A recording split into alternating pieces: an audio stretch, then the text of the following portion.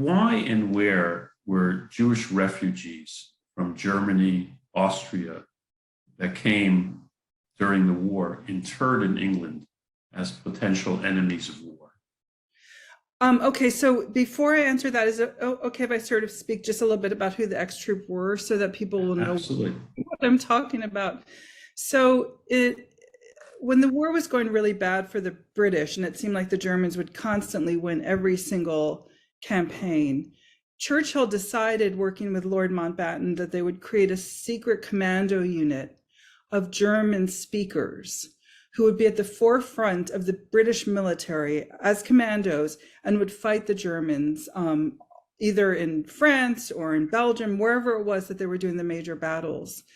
And the reason that they made this decision was they thought, and they were right, that it would be really important to have men who were trained both as commandos and in counterintelligence. So unlike in America, where we had the Ritchie boys, which were also primarily Jewish, who did counterintelligence and sort of did the interrogations against Germans because they had German speakers.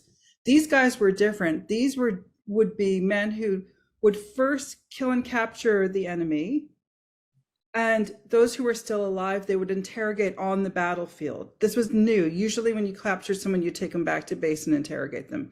So the idea was that these guys would be right at the forefront of the campaign, getting really important intelligence as the battles went on. So when they were thinking about who they would get, who were German speakers, there had been a huge increase in German speakers over the last couple of years as the rise of Nazism came to Germany and Austria.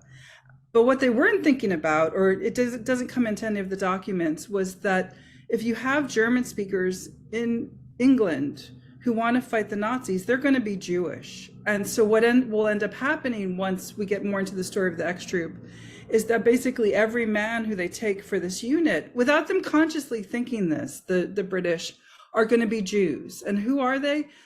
And this is to your question, they're German Jewish refugees and Austrian Jewish refugees. Now, most of them come to the United Kingdom in sometime between 1933 and 1939.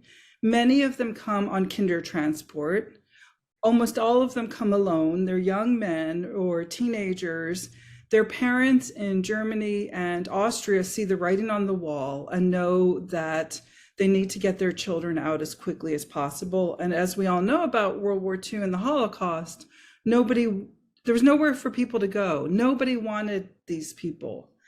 But fortunately, the British had set up two really important visa systems. One was a transit visa system. So one way that these families got their kids out of the country, the guys who would be the ex-troopers were on transit visas with the idea that they would come to England and then they would move on.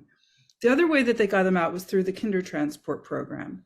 So what ends up happening is in the lead up to the war, thousands of German Jews and Austrian Jews come, not all of them young people, a lot of them are middle-aged and older. And when war breaks out, Churchill does this sort of infamous statement, collar the lot of them. And what that means is that there's a lot of agitation in the mainstream British press that's very xenophobic against these German refugees. Of course, the unspoken thing is German Jewish refugees, but nobody's saying that, German refugees. And the thing that sort of arises to the forefront is this idea that we can't trust Germans in our country and we need to deal with them. Of course, the thing that doesn't come up in any of the discussions is these guys are all German Jews and they're going to be on the side of anyone who's fighting the Germans, but that doesn't come into it. So what ends up happening is, led by the British government, they set up a series of internment camps where those who are deemed the most dangerous of the German refugees, and this ends up being single young men, and these then will be all the men who are ex-troopers, or basically all of them are single young men. They're deemed to be too dangerous to let them out to wander around England because they might do terrorism in their own country and they might be sort of the enemy in our midst.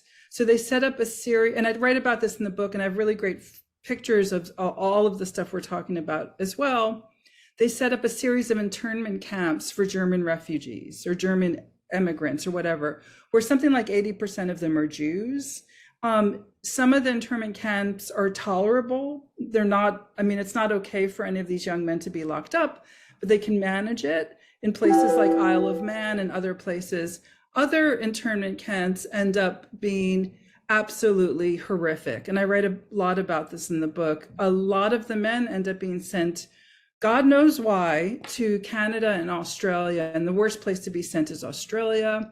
The ship ride over there was, unfortunately, the captain of the ship was deeply anti-Semitic and basically tortured all the Jews who were in the hold. These were all Holocaust refugees. And then those guys get sent to an internment camp in the outback of Australia for a year. So all of the men, or nearly all of the men who end up becoming ex-troopers, are men who come from families in Germany and Austria, very loving, warm families. Some are Orthodox, some are secular, Jewish families. Parents get them out, usually by themselves as teenagers. And then they feel great when they get to England because things seem to be okay. They're treated well. They're very happy. They miss their family, but they feel that they're safe.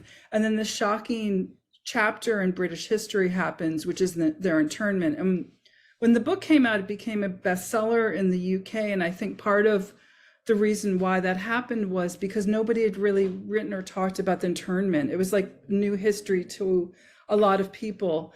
So I write about that stage and the transformation of these men before eventually all of them are let out of internment, and then they make their way through this sort of complicated trajectory to be selected to be commandos.